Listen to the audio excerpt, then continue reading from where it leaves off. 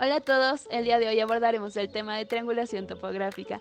Contaremos con la participación de Lucero Villegas, Nico Suaz Navas, Elizabeth Rodríguez y mi persona, Catalina Pérez. La triangulación es la red de apoyo de levantamiento planimétrico, que se encuentra formada por una serie de triángulos, en los cuales uno o más lados de cada triángulo lo son también de triángulos adyacentes. La triangulación, al igual que todos los procesos topográficos, no tiene en cuenta la curvatura terrestre. Además, de modo general, el alcance de los levantamientos por medio de las triangulaciones puede llegar a unos 400 o más kilómetros cuadrados de extensión, siempre y cuando se lleve un adecuado control de la precisión requerida. Cuando utilizamos triangulación en terrenos de gran extensión, pues cuando las distancias son cortas, el costo de las construcciones de las estaciones, en torres de observaciones, etc., hace preferible el empleo de poligonales, también en regiones accidentadas y montañosas. Terrenos con presencia de cauces de ríos, lagunas, orillas de los mares, en lugares con gran afluencia de tráfico de vehículos en las ciudades.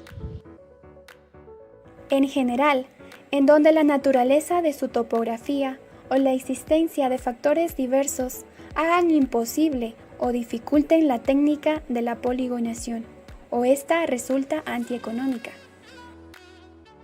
Ahora vamos a analizar los elementos de una red de triangulación. El primero de ellos son las estaciones, que se refiere a todo vértice de las figuras que forman la triangulación.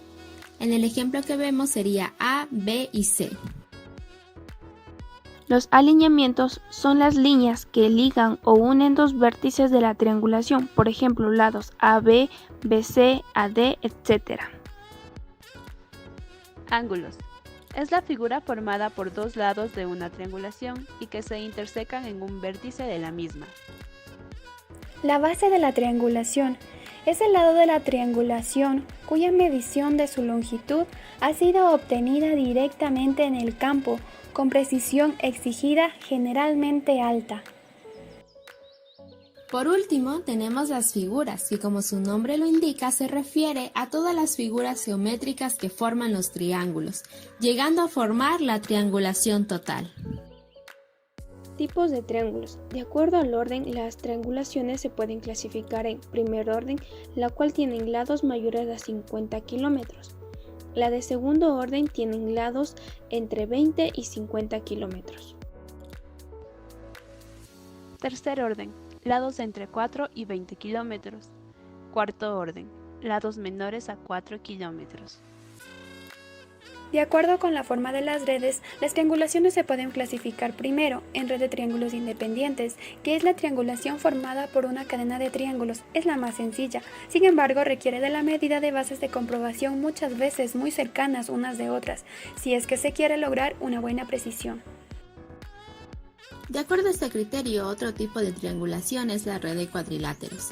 Esta requiere de un mayor número de visuales, pero brinda un mejor control del levantamiento, principalmente en lo que a precisión se refiere. Este tipo de cadenas es muy adecuado para zonas largas. Red de figuras de punto central. La triangulación formada por una cadena de polígonos con punto central requiere de un gran número de visuales y con las cadenas de cuadriláteros. Son las adecuadas para levantamientos de gran precisión. Este tipo de cadenas es adecuado para levantamientos de zonas en que su anchura es considerable. ¿Cómo realizar el método de triangulación? Para llevarlo a cabo lo subdividiremos en dos etapas, trabajo de campo y trabajo de gabinete. Empezaremos abordando el trabajo de campo. Reconocimiento del terreno. Consiste en inspección ocular del terreno al levantarse. Sus objetivos son el planteamiento general de la triangulación, estudiándose las posibles ubicaciones de los vértices de red, la elección de las figuras a formar y posibles ubicaciones de las bases. También deberá determinarse el personal y equipo necesario, así como el posible costo del levantamiento. Ubicación de vértices y selección de la base. Toda estación o vértice de triangulación debe ubicarse en sitios difíciles de remover y que no se presten a confusiones.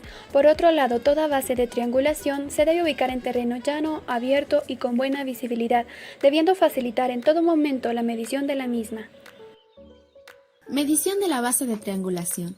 Esto depende del equipo con que se cuente, así puede ser ejecutada mediante wincha de acero, que es la opción más económica, barra in-bar o electrónicamente cuyo costo es elevado.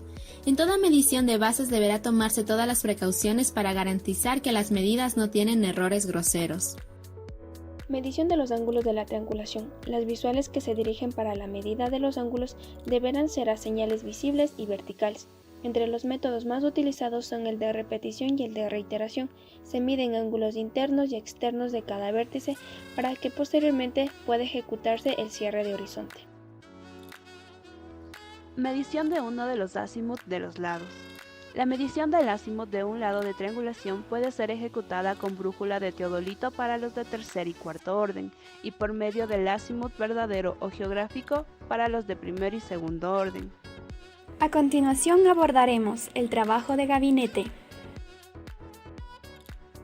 el mismo que comprende el cálculo de la longitud y precisión de la base de la triangulación, la compensación de figuras, el cálculo de la resistencia de figuras y selección del mejor camino de cálculo. También debemos realizar el cálculo de azimut y rumbos del mejor camino de cálculo, el cálculo de lados de la triangulación y el cálculo de las proyecciones de los lados. Por último tenemos el cálculo de coordenadas, la clasificación general de la triangulación ejecutada y el dibujo de la triangulación.